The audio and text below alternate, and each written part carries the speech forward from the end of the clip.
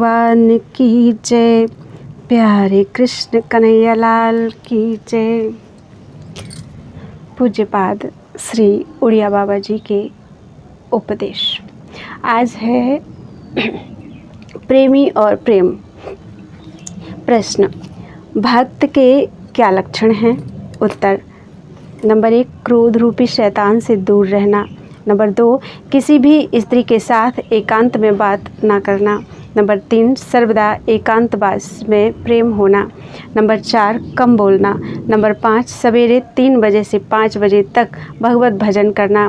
भक्तों का मुख्य साधन भजन ही है। वेद पुराण संत मत एहु, सकल सुकृत फल राम सनेहु। प्रश्न, भगवत प्रेमी किसे कहते हैं? उत्तर, जो षड ऐश्वर्य युक्त भगवान श्री कृष्ण में प्रेम करता है उसे प्रेमी कहते हैं। प्रश्न, प्रेमी क्या चाहता है? उत्तर, इहलोक, परलोक और अणिमादि सिद्धियों, इन तीनों को त्याग कर जो केवल श्री भगवान में आसक्त है उसी का नाम भगवत प्रेमी है। वह कुछ भी नहीं चाहता। प्रश्न, प्रेम का लक्षण क्या है? उत्तर, प्रेम का लक्षण इस श्लोक में बताया है। सर्वथा ध्वंस रहितः सत्यपि ध्वंस कारणे, यद भाव बंधन यूनोः तत्प्रेम परिकीर्तितः। नाश का कारण उपस्थित होने पर भी जो दो व्यक्तियों अर्थात प्रेमी और प्रेमास्पद का भावमय बंधन नाश रहित रहता है वह प्रेम कहलाता है।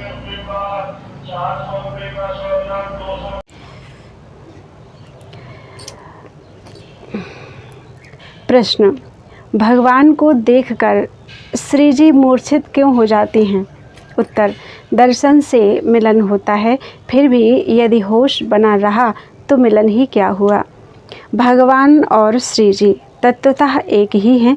वे केवल लीला के लिए दो बने हुए हैं। बिना दो हुए प्रेम नहीं होता। बस प्रेम सुख के विस्तार के लिए ही उन्होंने द्वैत स्वीकार किया है। जिस समय प्रेम का अत्यंत उत्कर्ष होता है उस समय द्वैत जनित पार्थक्य भी असह्य हो जाता है और उसके लिए गुंजाइश न रहने के कारण होश नहीं रहता। यह ठीक है कि श्री जी चिन्मयी हैं, इसलिए उनका मूर्छित होना नहीं बनता, तथापि लीला में तो यह सब भी हो ही सकता है। प्रश्न, क्या माधुर्य में श्रृंगार की प्रधानता रहती है? उत्तर, माधुर्य में तो ऐश्वर्य भी बाधक है, फिर श्रृंगार की तो बात ही क्या है। आजकल बहुत लोग तो लौकिक श्रृंगार को ही माधुर्य समझते हैं, परंतु माधुर्य तो इससे बहुत आगे की चीज़ है। इसे उसका साधन तो अवश्य कह सकते हैं, परंतु वास्तव में माधुर्य तो वह है जिसमें जीवत्व और ईश्वरत्व दोनों ही की भावना नहीं है, तथा जिसमें स्त्रीत्व और पुरुषत्व का भी अभाव है। इस स्थिति में अपने प्रियतम में न जड़ बुद्धि रहती है और न सच्चिदानंद बुद्धि, बस केवल प्रियतम बुद्धि रहती है। प्रश्न, क्या ऐसे भक्त को भी अज्ञान रहता है? उत्तर, यह स्थिति तो ज्ञान से भी आगे है। तत्व ज्ञान रहते हुए भी ऐसे प्रेमी की दृष्टि भाव पर ही रहती है। वह प्रेमानंद के उत्कर्ष के लिए द्वैत स्वीकार करता है, किंतु इस द्वैत से उसके बोध में कोई हानि नहीं होती। विवेकियों की तरह उसकी दृष्टि में जड़ चेतन या आत्मा अनात्मा का भेद नहीं रहता। सब कुछ केवल चिन्मय हो जाता है। उसका प्रेमास्पद कैसा है, क्या है, वह कुछ कह नहीं सकता। प्रश्न, सच्चे प्रेमी की क्या दृष्टि रहती है? उत्तर, जिसकी कोई दृष्टि नहीं होती वही सच्चा प्रेमी है। यदि उससे पूछा जाए कि तुम क्यों प्रेम करते हो और उसका कोई उत्तर ना दे सके तभी उसका सच्चा प्रेम समझना चाहिए। जो लोग किसी निमित्त को लेकर प्रेम करते हैं उनका प्रेमास्पद तो वह निमित्त ही होता है। आजकल लोगों से पूछो कि तुम महात्मा को भिक्षा क्यों देते हो तो वे कहेंगे इससे पुण्य होता है। ऐसे लोगों को महात्मा का भक्त नहीं कहा जा सकता। वे तो धर्म के भक्त हैं, शुद्ध धर्म के भी नहीं। उसके फलस्वरूप स्वर्ग या धनादि ही उनके प्रेम के प्रधान विषय होते हैं। सच्चा प्रेमी तो वही है जो अपने प्रेम का कोई कारण नहीं बता सकता। प्रश्न, प्रेम कैसे नष्ट हो जाता है? उत्तर, बहिर्मुख पुरुषों की संगति करने से। दूसरा, बहिर्मुख पुरुषों की बनाई हुई पुस्तकों को पढ़ने से। तीसरा, बहुत शास्त्रों का अभ्यास करने से। चौथा, संसारी पुरुषों के साथ राग करने से। पांचवा, बहुत शिष्य करने से। प्रश्न, क्या कोई ऐसा मार्ग भी है जिससे हिंदू, मुस्लिम, ईसाई सभी संप्रदायों के लोग भगवान को प्राप्त कर लें? उत्तर, हमारे शास्त्रों में तो ऐसा ही मार्ग बताया गया है जिससे सभी इस अपार संसार सागर से पार जा सकते हैं। उसके दो भेद हैं, प्रेम और विचार या ज्ञान। भगवान प्रेममय हैं, उनसे प्रेम तो सभी कर सकते हैं। संप्रदाय आदि का भेद तो कर्मकांड में है, प्रेम में कोई भेद नहीं है। प्रेमी जन मजहब के चक्कर में नहीं पड़ते। प्रश्न, क्या केवल नामोच्चारण मात्र से पाप नष्ट हो जाते हैं? उत्तर, हाँ, हो जाते हैं। यही तो भगवान के नाम की महिमा है। परंतु नाम में आसक्ति अवश्य होनी चाहिए। यह आसक्ति का नाम उच्चारण करते करते स्वयं ही हो जाती है। यह आसक्ति नाम का उच्चारण करते करते स्वयं ही हो जाती है।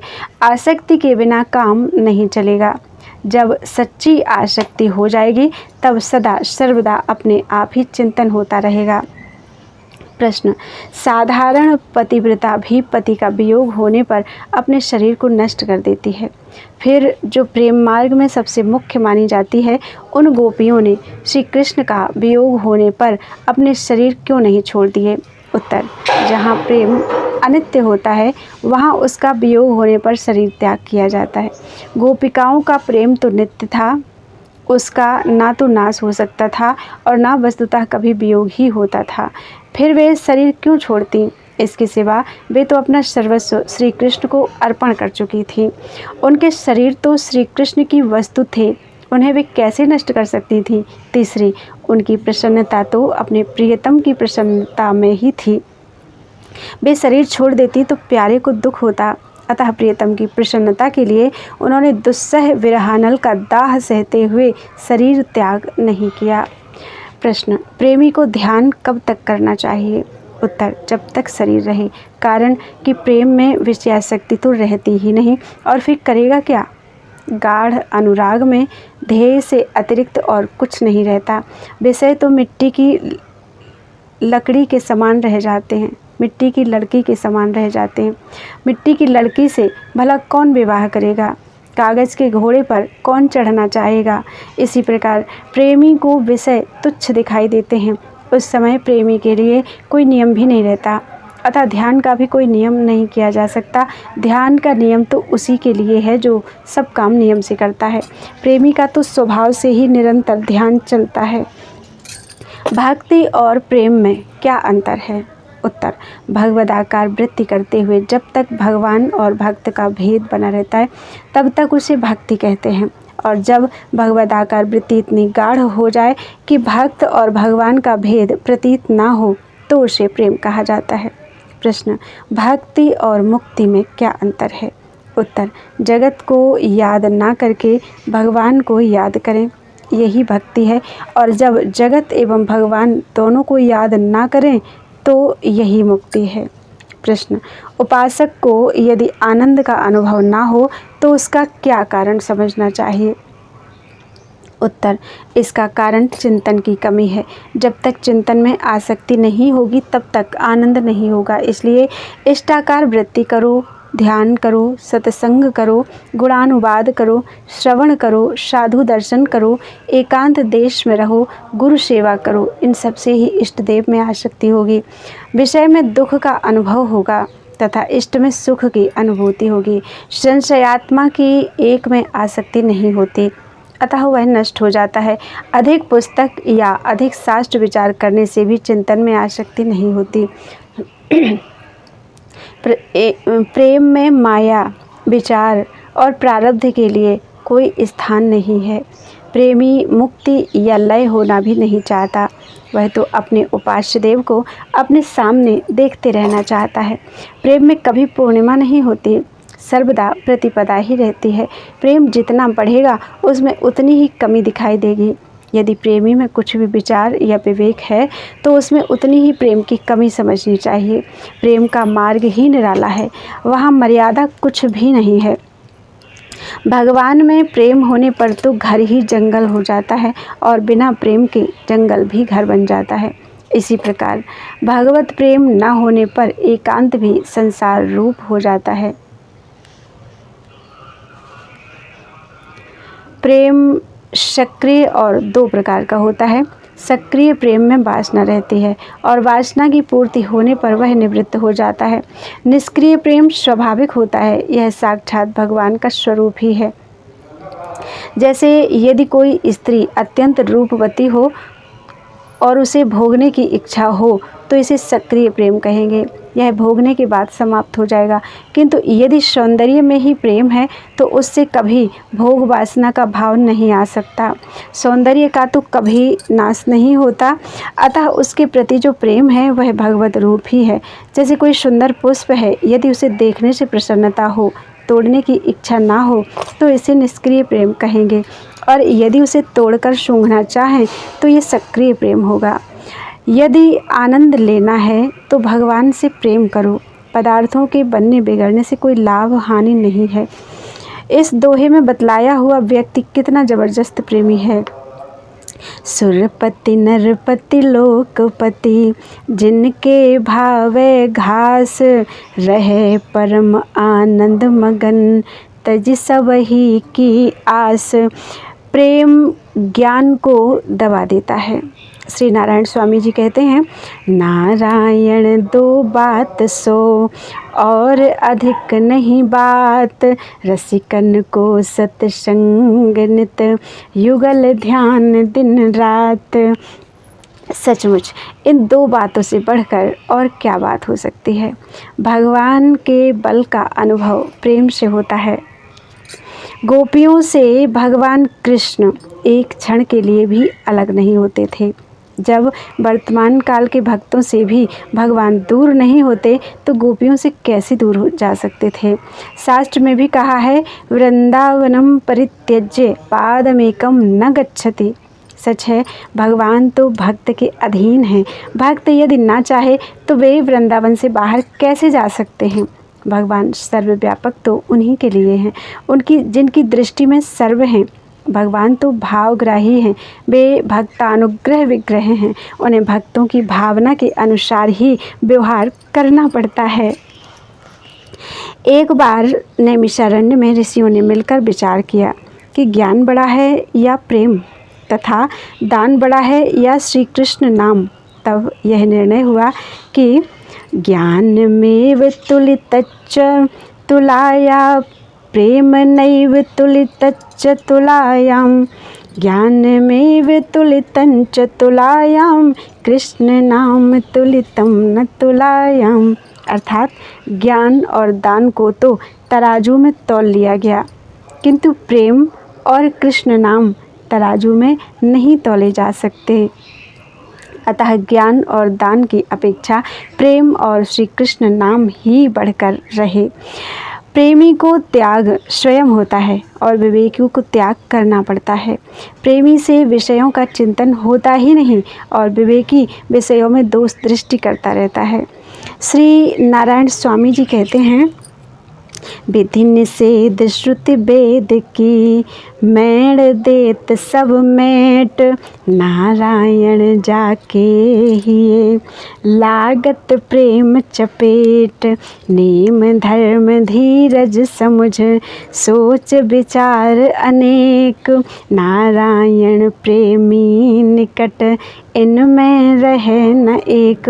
जिन भक्तों ने श्री कृष्ण चरणारविंदों को ही सत्य समझ लिया है, उनकी बुद्धि में ये भाव उत्पन्न नहीं होते कि जगत सत्य है या असत्य। वे जगत की सत्यता असत्यता के कारण श्री कृष्ण पाद पद्मों में प्रीति नहीं करते। श्री कृष्ण चरणाम्भोजं सत्यमेव विजानतां, जगत सत्यम असत्यम वा नेतरेति मतिर्मम। प्रेम प्राप्ति ही जीवन का अंतिम लक्ष्य है। श्रद्धा भक्ति प्रेम प्राप्ति के सर्वोत्तम उपाय हैं। अश्रद्धालु एवं अभक्त कभी प्रेमी नहीं हो सकते। श्रद्धा भक्ति का उदय पवित्र अंतःकरण में ही होता है। श्रद्धा द्वारा ज्ञान की प्राप्ति होती है और ज्ञान द्वारा भक्ति की। निष्ठा शब्द भक्ति का पर्यायवाची है। निष्ठा के उदय होते ही प्रेम प्रकट होने लगता है। भक्त को भगवान के सिवा और किसी भी संबंध में कभी बातचीत नहीं करनी चाहिए। मनुष्य जीवन में जो असंतोष बना रहता है वह उन्नति का लक्षण है। भगवान की जब तक प्राप्ति नहीं होती तब तक असंतोष बना रहना स्वाभाविक है। जहाँ कुतर्क है वहाँ प्रेम नहीं रह सकता। प्रेमी वही है जिससे बिना प्यारे के एक क्षण भी न रहा जाए।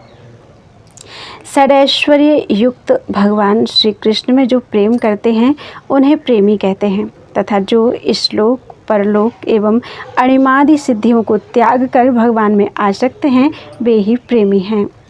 प्रेमी के अंदर काम, क्रोध, लोभ, मोह, ईर्ष्या आदि दोष रहते ही नहीं। वह तो प्रेम में मगन रहता है।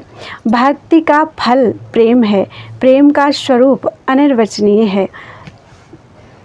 वह मन वाणी का विषय नहीं है। प्रेम में शास्त्र का प्रवेश नहीं है। नारायण स्वामी जी भी कहते हैं, प्रेमी बिन या प्रेम की और न जाने सार, नारायण बिन जो हरि जैसे लाल बाजार। प्रेमी भगवान के ऐश्वर्य को भुला देता है, अर्थात भगवान अपने ऐश्वर्य को प्रेमी के सामने भूल जाते हैं। जिस प्रकार ग्वाल बालों के साथ वे अपना ऐश्वर्य भूल गए थे। ग्वाल बाल उनके खूब गुट्टू अर्थात मुक्के लगाते थे और भगवान ने उनसे यहाँ तक कह दिया कि मैं तुम्हारा ऋणी हूँ। भला भगवान किसके ऋणी हैं? तथापि एकनाथ जी के यहाँ उन्होंने 12 साल तक जल भरा। यह सब प्रेम के ही कारण हुआ। प्रेमी अपने प्यारे के सुख में सुखी होता है। अपने लिए वह कुछ नहीं चाहता। सच्चे प्रेमी का बड़ा अद्भुत प्रभाव होता है। जिस समय श्री गौरांग महाप्रभु जगन्नाथ जी से मथुरा आ रहे थे, रास्ते में उनके श्री कृष्ण प्रेम भरे कीर्तन को सुनकर कुत्ते, शेर, हिरन, पक्षी आदि भी शांत और प्रेम से मस्त हो जाते थे। कामी और प्रेमी की एक ही दशा होती है, परंतु काम नरक की निशानी है और प्रेमी भगवत स्वरूप हो जाता है। प्रेम अलौकिक होता है और काम लौकिक। प्रेम पंथ अत्यंत कठिन है। इसमें जान माल सर्वस्व लुटाना पड़ता है। सभी कुछ स्वाहा करना पड़ता है। भगवद विग्रह दर्शन, भगवत चिंतन, भगवत गुणानुवाद, भगवत भक्तों के साथ सत्संग, भगवत सेवा, भगवत भक्तों की सेवा, ये प्रेम के साधन हैं। हृदय में श्री भगवान का ध्यान हो, शरीर में रोमांच हो, जिह्वा में नाम का जप हो और नेत्रों में अश्रुधारा बहती हो, इससे बढ़कर भक्त का और क्या सौभाग्य हो सकता है। आजकल जो टेलीफोन है उससे मनुष्य केवल बात कर सकता है, परंतु भक्तों का टेलीफोन इससे विचित्र ही होता है। देखो, द्रौपदी ने भगवान को पुकारा और झट से भगवान आ गए। गज ने पुकारा और वे फौरन नंगे पैर धाए। इसलिए इस टेलीफोन की अपेक्षा वह बहुत विचित्र है। तल्लीनता बिना भगवत दर्शन नहीं हो सकती। गोसाई जी कहते हैं, सिया राम मैं सब जग जानी, परंतु मैं तो कहता हूँ कि सब सिया राम ही सिया राम हैं। भगवत प्रेम होने से भक्त में विद्या, बुद्धि और बल सभी कुछ आ जाते हैं। भगवत प्रेमी को सामान्य पुरुष नहीं समझना चाहिए। जो अपने प्यारे के सिवा दूसरे की बातें करता है वह अनुरागी कहाँ। जो जिह्वा प्यारे के सिवा किसी दूसरे की बातें करती है उसे काट डालें। जो कान प्यारे के सिवा किसी दूसरे की चर्चा सुनते हैं उन्हें फोड़ डालें। जो पैर प्यारे के सिवा किसी दूसरे के पास जाते हैं उन्हें काट डालें। और जो नेत्र प्यारे के सिवा किसी दूसरे को देखते हैं उन्हें निकाल डालें। भगवान को उलाहना तो भक्त ही दे सकता है और किसी का ऐसा अधिकार नहीं है। बालक अपने पिता की मूछें भी पकड़ लेता है और कोई ऐसी धृष्टता थोड़े ही कर सकता है। एक भक्त भगवान से कहता है, एक बात एकांत में सुन लो जगदाधार, तारे मेरे कर्म तो प्रभु का क्या उपकार।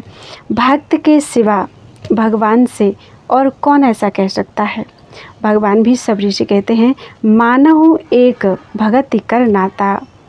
जैसे ब्रह्मा, वशिष्ठ और वाल्मीकि ध्यान में भी नहीं पा सके, उसी पर ग्वाल वालों ने सवारी गांठी। यह प्रेम की महिमा है। प्रेमी चाहे मर जाए कट जाए, वह मांगता कुछ नहीं। मांगने वाले तो वस्तु के प्रेमी होते हैं, वे भगवान के प्रेमी नहीं होते। यदि कोई वासना लेकर प्रेम मार्ग में जाओगे तो भगवान से प्रेम नहीं हो सकेगा। वासना होने पर तो किसी तुच्छ विषय को लेकर ही संतुष्ट हो जाओगे। मैं भगवान का हूँ और भगवान मेरे हैं, इसी अभिमान में मस्त रहना चाहिए। शास्त्र और आचार्यों का सिद्धांत है कि राग राग से ही कटता है। जैसे वायु ही बादल को पैदा करती है और वायु भी उन्हें हटाती भी है, इसी प्रकार भगवत प्राप्ति की इच्छा ही सांसारिक भोगों की इच्छा को काटती है और फिर भगवत प्राप्ति होने पर स्वयं भी शांत हो जाती है।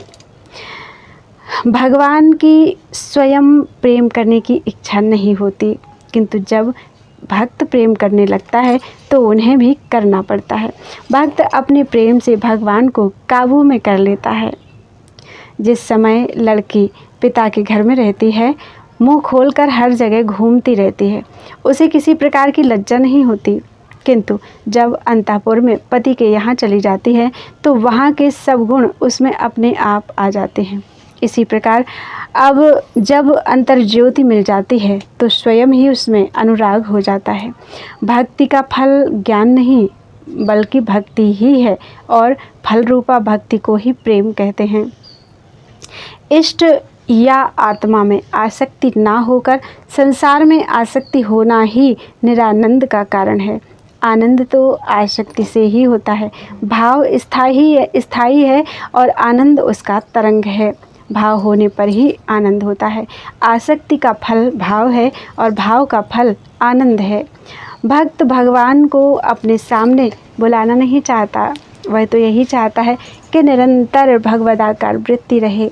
निरंतर भगवदाकार वृत्ति रहने के कारण वह शुभ अशुभ से भी ऊपर उठ जाता है, क्योंकि शुभ अशुभ तो संसार में ही है, भगवान तो शुभ अशुभ से परे हैं। भक्त के पास जब तक बुद्धि रहती है तब तक वह कुछ नहीं है। सच्चा भक्त तो वह तभी होता है जब वह मन, बुद्धि और अहंकार सब कुछ भगवान को अर्पण कर देता है। किंतु जो वास्तव में तो भगवत अर्पण नहीं हुए, केवल मुँह से कहते हैं कि हमने तो अपना सब कुछ भगवान को अर्पण कर दिया है, अब हमारा कोई कर्तव्य नहीं है, वे तो पतित हो जाते हैं। भगवान तो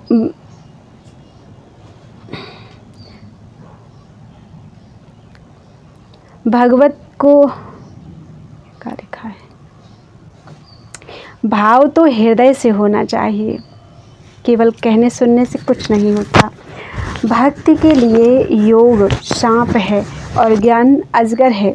यहाँ सांप भक्ति को डस लेता है और अजगर निगल जाता है। आसक्ति में आनंद है और आसक्ति ही सौंदर्य है। देखो, श्री कृष्ण तो एक ही थे, किंतु उनका जो सौंदर्य गोपियों की दृष्टि में था वह औरों के लिए कहाँ था। कारण कि उनके प्रति जैसा प्रेम गोपियों को हुआ वैसा दूसरों को नहीं हुआ। इससे मालूम हुआ कि प्रेम ही सौंदर्य है। जिसका किसी में प्रेम हो जाता है उसे वह कुरूप या अवगुणी दिखाई नहीं देता।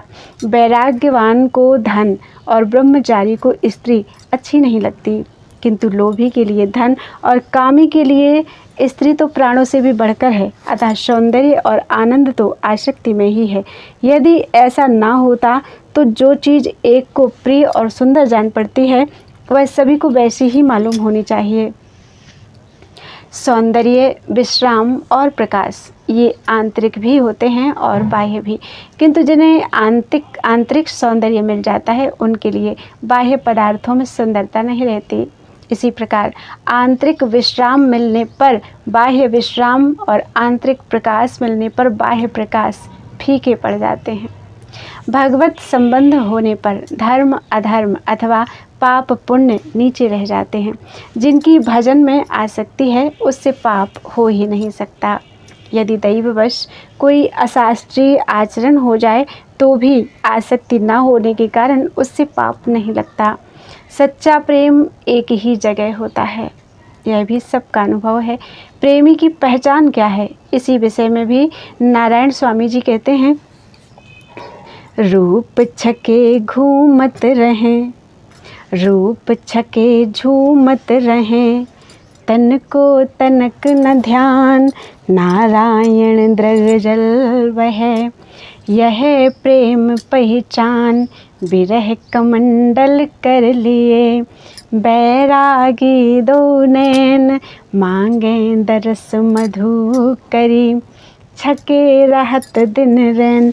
भेदाभेदवाद का कथन है कि मूल ईश्वर तत्व में तो अचिंत्य अभेद है, किंतु लीला में भेद है, क्योंकि बिना भेद के लीला हो नहीं सकती। मूलतः अभेद होने पर भी मैं ही भगवान का हूँ, भगवान मेरे नहीं हैं। जैसे तरंग ही समुद्र का होता है, समुद्र तरंग का नहीं होता। इस प्रकार यद्यपि मैं ही भगवान का हूँ, तथापि जिस दिन भगवान मेरे हैं यह भाव पूर्ण हो जाएगा, उसी दिन प्रेम की पराकाष्ठा कही जाएगी। नियम से प्रेम पैदा होता है और जब भजन में आसक्ति हो जाती है तो लय विक्षेप आदि विघ्न स्वतः ही निवृत्त हो जाते हैं। कीर्तन आदि के समय प्रेमी में समय समय पर ये अष्ट सात्विक भाव प्रकट होते हैं। कंप, अश्रु, पुलक, स्तंभ अर्थात सुन्न हो जाना, श्वेद अर्थात पसीना, स्वरभंग अर्थात जीभ लड़खड़ाने लगना, बैवर्ण अर्थात शरीर का रंग बदल जाना तथा प्रलय अर्थात मूर्छित हो जाना। विचार और प्रेम से अभिमान दूर होता है। भक्त जैसे जैसे निरभिमान होगा वैसे वैसे ही उसका प्रेम बढ़ता जाएगा तथा जैसे जैसे प्रेम बढ़ेगा वैसे ही वैसे देह, जाति और जगत के अध्यास की निवृत्ति होगी। रोग के कारण विस्मृति होना तो बुरा माना जाता है, किंतु ध्यान या प्रेम से विस्मृति होना तो बहुत अच्छा है। भगवान और माया दो वस्तु हैं। साधनावस्था में तो भक्त भगवान से प्रेम करता है तथा भगवान से भिन्न सब माया है ऐसा जानकर उसे भूलना चाहता है, किंतु सिद्धावस्था में केवल भगवान ही भगवान रह जाते हैं, भगवान से भिन्न कुछ भी नहीं रहता। इसी का नाम प्रेम है और यही ज्ञान है।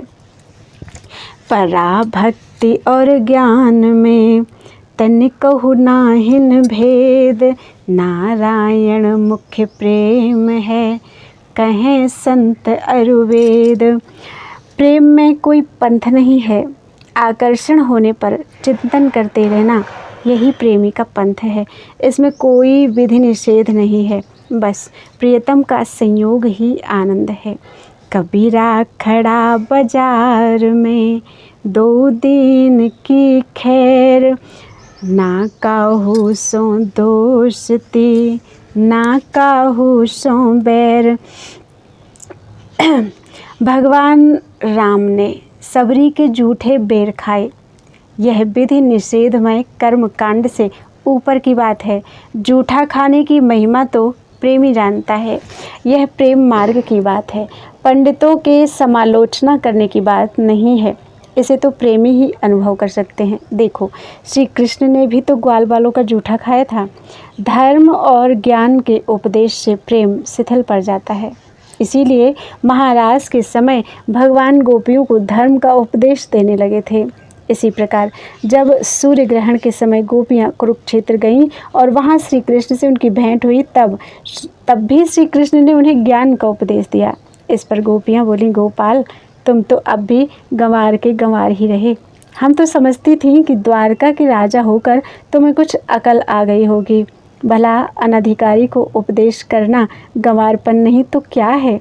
तुम्हें याद होगा महाराज के समय भी तो तुमने हमें धर्म का उपदेश दिया था। उस समय क्या तुम्हें इतनी भी परख नहीं हुई कि हम ज्ञान या धर्म की अधिकारिणी नहीं हैं? फिर हमें यह धर्म या ज्ञान क्यों सुनाते हो? यह तो प्रेम से हटाने वाली बातें हैं। प्रेमी के लिए केवल 2 काम हैं। नंबर 1 निरंतर भगवदाकार वृत्ति करना और दूसरा विषयों में वैराग्य रखना। विषयों का आना तो प्रारब्धाधीन है, किंतु उन्हें भोगना अविचार या आसक्ति से ही होता है। प्रेमी को अपने चित्त की गतिविधि पर दृष्टि रखनी चाहिए। जब तक वृत्ति भगवदाकार नहीं होगी तब तक चित्त का निरीक्षण करना कठिन है। भगवदाकार वृत्ति होने पर तो 2-4 मिनट में ही विषय चिंतन समाप्त हो जाएगा, क्योंकि चित्त तो एक ही है, वह भगवान में लग जाएगा तो किसी दूसरी जगह कैसे जा सकेगा। इसी से गोपियों ने कहा था, उद्धव मन ना भये 10-20। इस प्रकार का प्रयत्न साधक को तो करना ही चाहिए। सिद्धि की शोभा भी इसी में है। साधक तो संयम करके 2-4 इंद्रियों के विषयों से ही राग हटा सकता है। संपूर्ण इंद्रियों के राग से तो वही छूट सकता है जिसका चित्त हर समय भगवदाकार रहता है। प्रेमी अपने प्रेमास्पद के सिवा किसी और को देखना नहीं चाहता। उसका चित्त किसी दूसरे की ओर जाता भी नहीं। जब तक ऐसी बात ना हो तब तक प्रेम नहीं समझना चाहिए।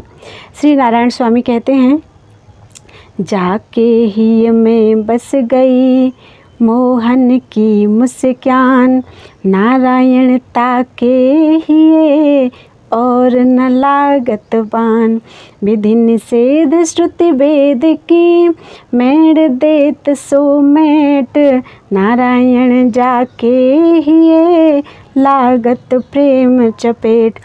इन नैनों का यही विशेष। यहाँ भी देखा, वह भी देखा, देखत देखत ऐसा देखा, मिट गई दुविधा रह गया एक।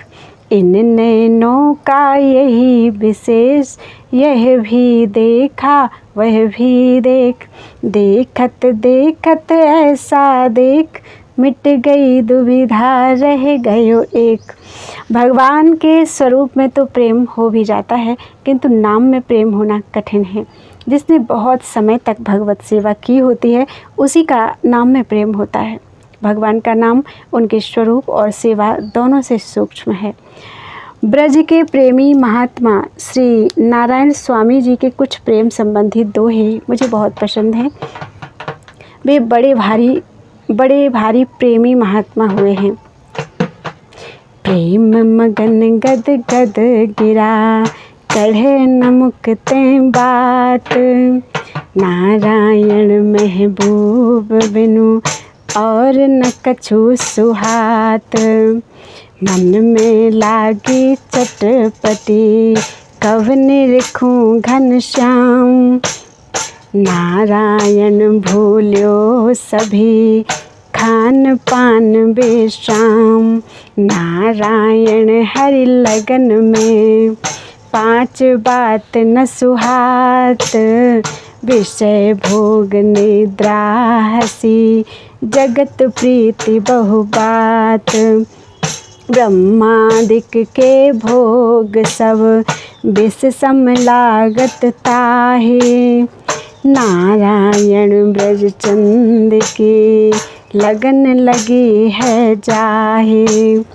प्रेम पंथ अति ही कठिन सबको निभहत नाही, चढ़ के मोम तुरंग पे चली वो पावक माही, जब लग जा पे जिए तब लग पिए भेंटत नहीं, तब ही पावे पिए भेंट धरे जो जिए की, नारायण होवे भले जो कछु होवन हार, हरि सो प्रीत लगाए के अब कहा सोच विचार, लगन लगन सब कोई कहे लगन कहावे सोए, नारायण जा लगन में तन मन दीजे खोए, नारायण अति कठिन है हरि मिलन की बाट, या मार्ग जो पग धरे प्रथम शीस दे काट, हाथ उठाए कहत हूँ कहाँ बजाऊं ढोल, श्वासा खाली जात है, 3 लोक का मूल। कपट गांठ मन में नहीं, सबसो सरल स्वभाव। नारायणता भगत की लगी किनारे नाव। नारायण या मग को आवत है सो बीर। पग पग में बरछी लगे, श्वास श्वास में तीर। तेरे भावे कछु करो, भलो बुरो संसार। नारायण तू बैठ के अपनो भवन बुहार।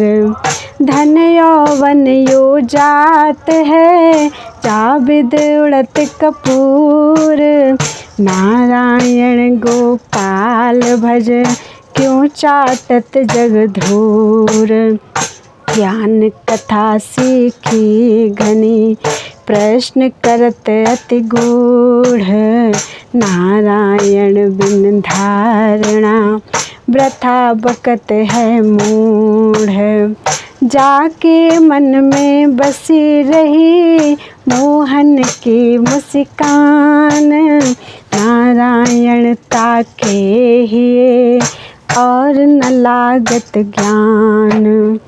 परा भक्ति अरु ज्ञान में, नाहिन तनिको भेद। नारायण मुख्य प्रेम है, कहें संत अरु वेद।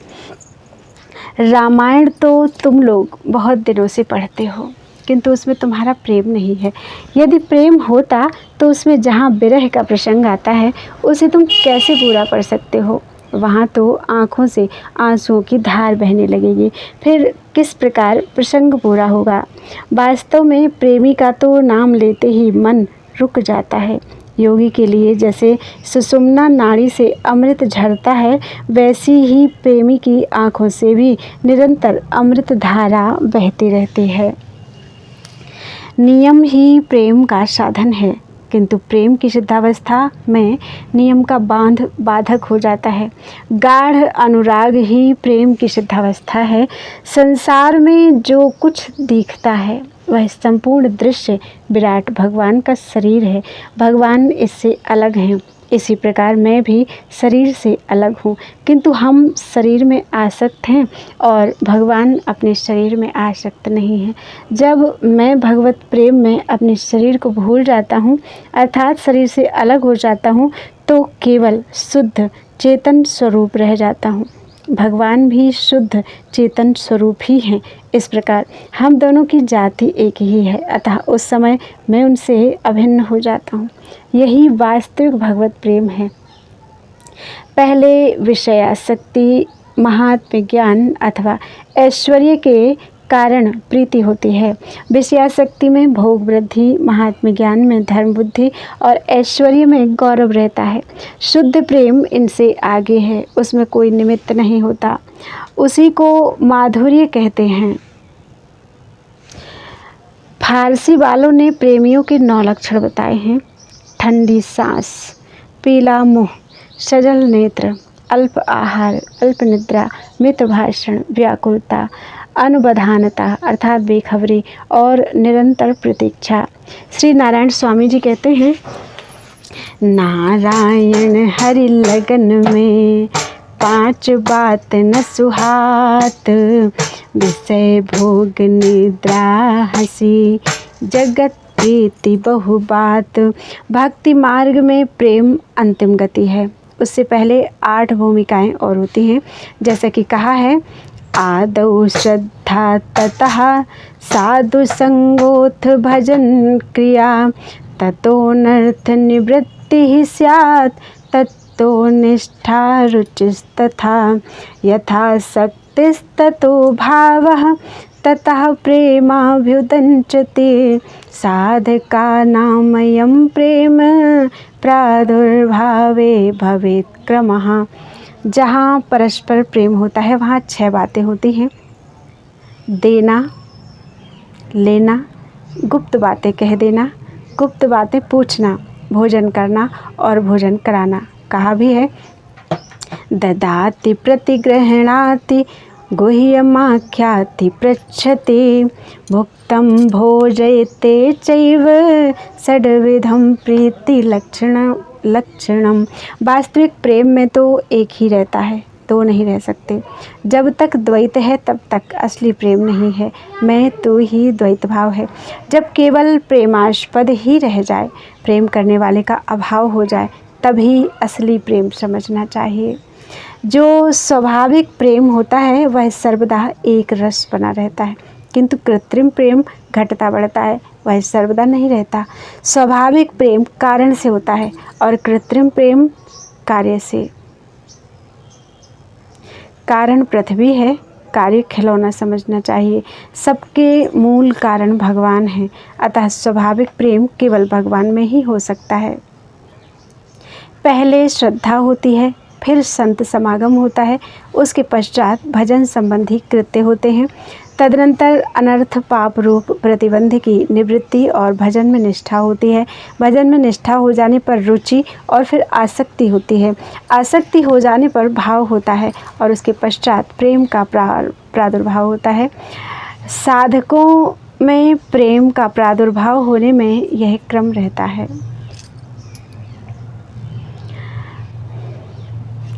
शुद्ध प्रेम में काम की गंध, स्वार्थ की गंध अथवा विचार की गंध भी नहीं रहती। जब भगवान को स्मरण ना करने पर भी भक्त भगवान को ना भूले, तभी सच्ची भक्ति है। जिस प्रकार की जीव याद न करने पर भी अपने शरीर को नहीं भूलता। मानसी भाव पैदा करना भक्त का मुख्य कर्तव्य है। भक्त का सिद्धांत तो प्रेम है, वह धन खर्च करने से नहीं मिलता। जो लोग शरीर द्वारा गुरु, संत या भगवान की सेवा करते हैं, उन्हें ही मानसी भाव की प्राप्ति होती है। इसकी दृढ़ता केवल सेवा से ही होती है। देखो, नामदेव की माँ 10 साल की आयु में ही विधवा हो गई थी। ये लोग छिपी थे, इनमें दूसरा विवाह हो सकता था, परंतु उसके पिता ने उसे भगवान की सेवा में लगा दिया। उनमें उनकी ऐसी दृढ़ भावना हो गई कि उसे जिस चीज़ की इच्छा होती थी वह भगवान से मांग लेती थी। एक बार उसे काम बेकार हुआ, इसके लिए भी उसने भगवान से प्रार्थना की, बस उसे गर्भ रह गया।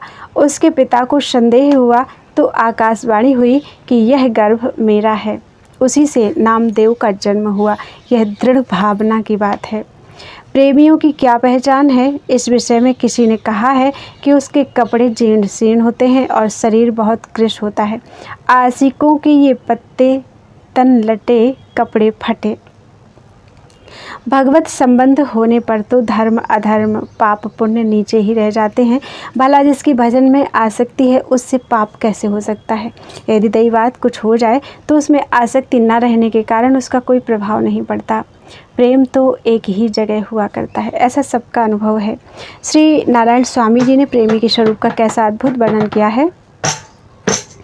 रूप छके झूमत रहे, तन को तनिक न ध्यान, नारायण दग जल भरे, यही प्रेम पहचान। विरह कमंडल कर लिए, बैरागी दो नैन, मांगत दरस मधु करी, छके रहत दिन रैन। प्रथम तो प्रेम करना ही कठिन है, फिर उससे भी कठिन उसे छिपाना है। लड़की का प्रेम अपने पति में ही होता है, किंतु पति के नाते वह और सब घर वालों की भी सेवा करती रहती है। इसी प्रकार जब अपने इष्ट में निष्ठा हो जाती है तो उसके अतिरिक्त और वस्तु ही कहाँ है। फिर तो सब नाम और सब स्वरूप अपने इष्ट के ही हो जाते हैं। अतः किसी अन्य नाम या अन्य स्वरूप में निष्ठा रखने वालों से कैसे द्वेष हो सकता है। प्रेम में कोई रास्ता नहीं है, आकर्षण होने पर याद करना ही इसका रास्ता है। इनमें किसी प्रकार का निषेध या विधि विधान भी नहीं है। बस आसक्ति होने पर संयोग होना ही आनंद है। प्रेमी की स्थिति सुख दुख में समान है, क्योंकि इसकी स्थिति तो निरंतर प्रेम में ही रहती है। प्रेमी दूसरे की ओर देखना नहीं चाहता और न उसका चित्त ही कभी दूसरे में जाता है। अतः जब तक ऐसी बात न हो तब तक प्रेम नहीं कहा जा सकता। भगवान हरि हैं, उसका यह अर्थ नहीं कि भगवान भक्त के पापों को हर लेते हैं, क्योंकि जब तक पाप दूर नहीं होते तब तक तो भक्ति का आरंभ भी नहीं होता। भगवान हरि हैं, अतः वे भक्त का चित्त हर लेते हैं। भक्त का चित्त भगवान के ही पास रहता है। चिंतन और आसक्ति एक ओर से ही नहीं होते, अतः भक्त भगवान का स्मरण करता है और भगवान भक्त का स्मरण करते हैं। भगवान भक्त के ही हृदय में रहते हैं, भक्त के ही सामने प्रकट होते हैं और भक्त सर्वत्र उनकी झांकी करने लगता है।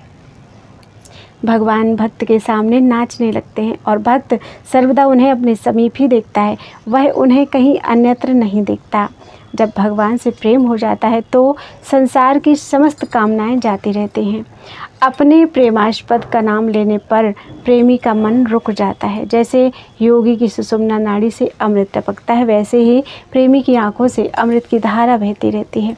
प्रेम का साधन तो नियम ही है, परंतु प्रेम की सिद्धि होने पर नियम उसमें बाधक हो जाता है। गाढ़ अनुराग ही प्रेम की सिद्धावस्था है। भक्त ज्ञान की अपेक्षा कभी नहीं करता, ज्ञान की इच्छा कभी नहीं करता। वह तो भगवान को आत्मनिवेदन करके प्रेमानंद में मगन रहता है। उसमें अहंता ममता नहीं रहती, वह तो अपने सर्वस्व प्रभु को अर्पण कर चुकता है। यह अर्थ, धर्म, काम और मोक्ष से भिन्न पांचवा पुरुषार्थ है। भक्त का जन्म मरण भी नहीं होता, वह तो नित्य ही है। जब भगवान ज्ञान स्वरूप हैं तो उनका भक्त अज्ञानी कैसे रह सकता है। अतः प्रेम ही ज्ञान की तरह अनिर्वचनीय ही है। प्रेम भी ज्ञान की तरह अनिर्वचनीय ही है। भक्त का स्थूल शरीर नहीं रहता, वह भी चिन्मय हो जाता है।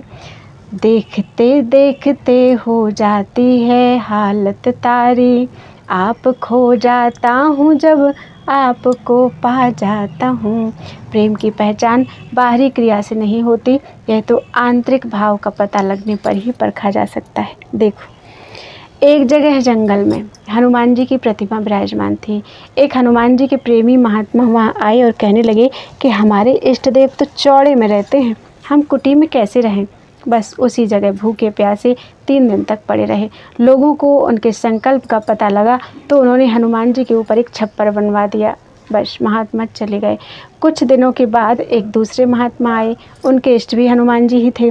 उन्होंने सोचा कि हनुमान जी के ऊपर फूस की कुटी है, कहीं दुर्दैव बस इसमें आग लग गई तो हमारे इष्ट देव को बहुत कष्ट होगा। अतः उन्होंने झोपड़ी हटाकर उसमें आग लगा दी और चले गए। इन दोनों महात्माओं में किसको हनुमान जी का विशेष प्रेमी कहें। क्रियाएं तो दोनों की सर्वथा विपरीत हैं, परंतु भाव तो किसी का कम नहीं जान पड़ता।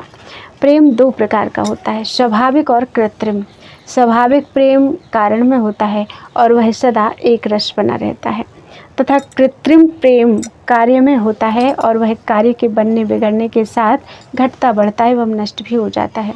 प्रेम से वृत्ति तदाकार हो जाती है, फिर तो हर समय प्रेमास्पद का ही चिंतन होता है। जैसे उल्टा स्त्री का मन काम धंधा करते हुए भी जार में ही लगा रहता है।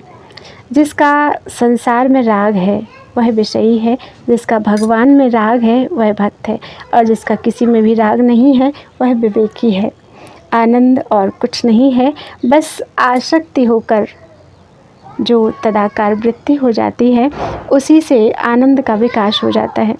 जब एक जगह आसक्ति हो जाती है तो वहीं परम सुख का अनुभव होने लगता है। आसक्ति ही कल्याण है, जिसमें आसक्ति रहती है वही संसार के दुखों को सहन कर सकता है। आनंद न आत्मा में है और न संसार में, केवल आसक्ति में ही आनंद है। जब एक जगह आसक्ति होती है तो दूसरी जगह से स्वयं ही दूर हो जाती है। जिसे इष्ट में आसक्ति होती है उसकी संसार में स्वयं ही आसक्ति नहीं रहती। आत्मा या इष्ट में आसक्ति होने से केवल सुख होता है, वहाँ दुख नहीं है, किंतु विषय में आसक्ति होने से दुख मिश्रित सुख होता है, क्योंकि वहाँ दूसरे की सहायता लेनी पड़ती है। अतः परतंत्रता है। आनंद घर छोड़ने में नहीं, अपितु भजन में आसक्ति होने से है। इसलिए साधक को कभी इष्ट का परिवर्तन नहीं करना चाहिए, बल्कि तदाकार वृत्ति करते हुए उसी में आसक्ति बढ़ानी चाहिए। बोलो वृंदावन बिहारी लाल की जय।